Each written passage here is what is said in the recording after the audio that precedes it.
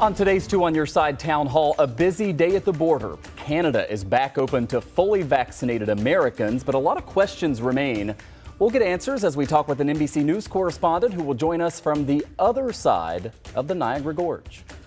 Plus, a hotter future, unavoidable. Top scientists from around the world laying out the upcoming effects of our warming planet. We will help you make sense of a new climate report.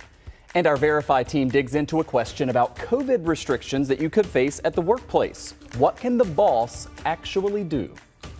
And we thank you for joining us as we start another week, and we are going to begin right at the border, and the day many families have waited for months, even more than a year. Yeah, many Western New Yorkers wasted no time heading into Canada this morning before the sun even came up. And then all day long, we've seen this steady stream of cars passing into Ontario, like here in the Falls. Remember, though, this is just a partial reopening, and it's only for American citizens who are fully vaccinated and who go through several steps. Yeah, the same is not true for Canadians who want to come here for non-essential travel, and that continues to impact the local economy. We know you have a lot of questions about it all. And joining us live right now is Tom Costello, correspondent with NBC News, and in my opinion, the best in the business. Tom, it is great to have you on the show. Thanks for your time. Well, listen, it's a pleasure to be in your backyard. You know, every time I'm here, and you know how beautiful the Canadian site is, it's just absolutely stunning. And we've got it working. We got the rainbow back there. We got the mist, everything else. You know what's interesting? A lot of folks here on the Canadian side said that my crew and I, that we are among the first Americans that they've seen in a while because, of course, of the pandemic really prohibiting Americans from coming over. I came over this morning. I uploaded that app, or downloaded the app, I should say, from Canada, and then you upload your passport, your vaccine card, your PCR test results that you had to have taken within 72 hours. And then I was across the border in about 5 minutes. But guys, we did see quite a few Americans getting turned around at the Canadian side because they didn't do something right? They didn't have the PCR test. They had an antigen test instead. Maybe they didn't have their vaccine cards. And the Canadians are being kind of specific and particular about making sure that we Americans follow the rules. Yeah, I think that's been a big question for a lot of people, Tom, is just how is it going to go when I try to get across? So it's a good point to know that there are all of those steps and people need to be making sure they're following them, or like you said, they're going to be turned right around. Yeah, I think that's, listen, at the moment, as you know, this is only Americans going across and fully vaccinated Americans.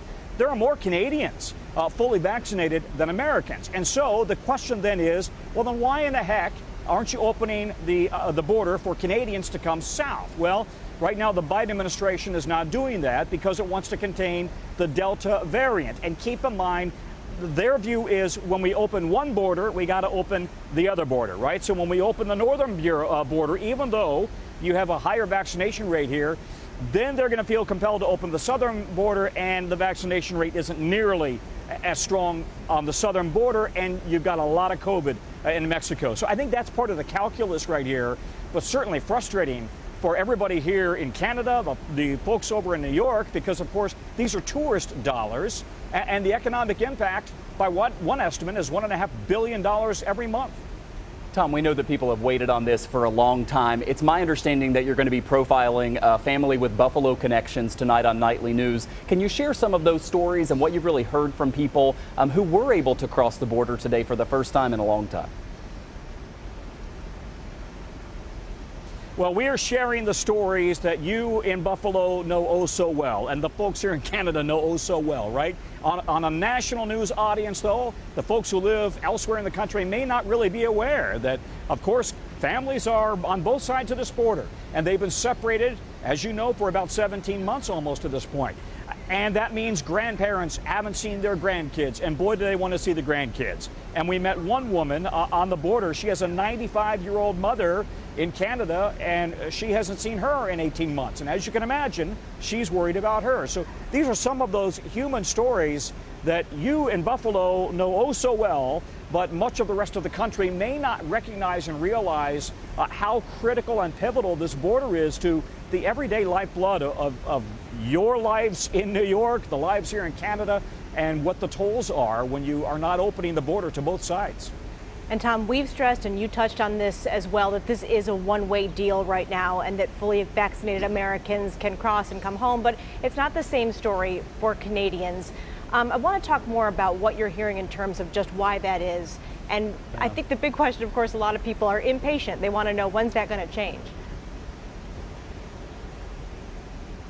Yeah, so the earliest guidance that we're getting is that we may have a decision on or by the 21st of this month, so two weeks away.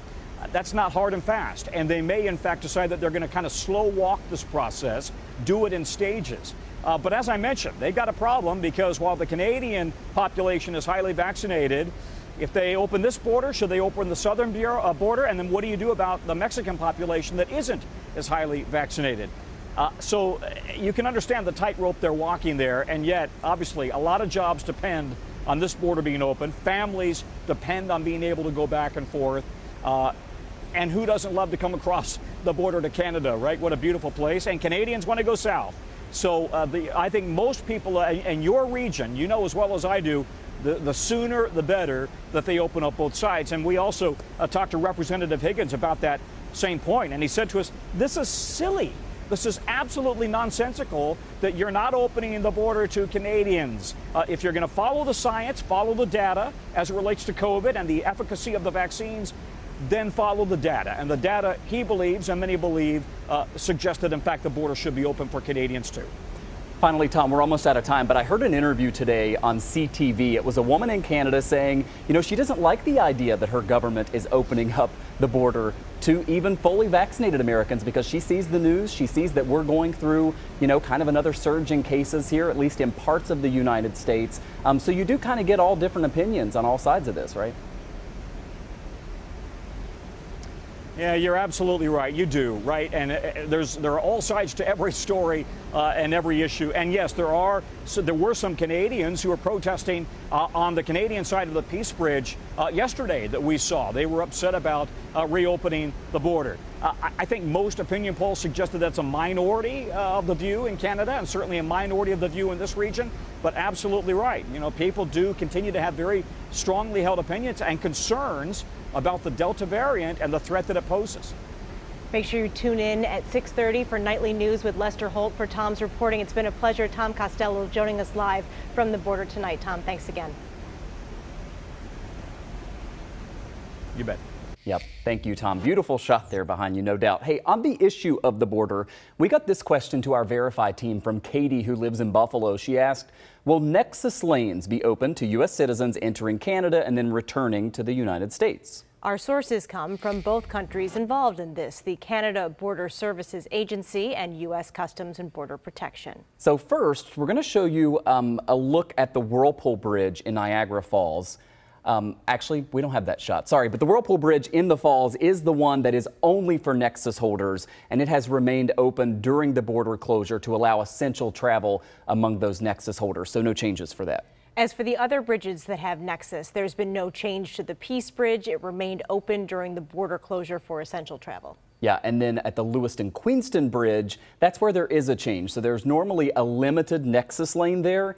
It closed last year because there was a lack of essential travel, and we found out today that that Nexus lane in Lewiston is still closed. That could be reassessed once the U.S. opens its border to Canadians. Of course, we'll keep you posted on that.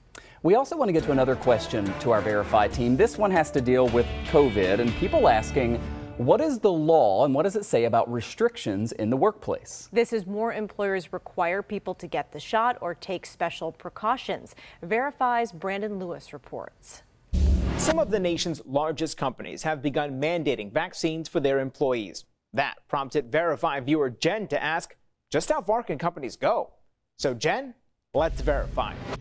Does federal law allow companies to separate vaccinated employees from unvaccinated employees in a workspace? Our sources are an employment attorney and the Equal Employment Opportunity Commission.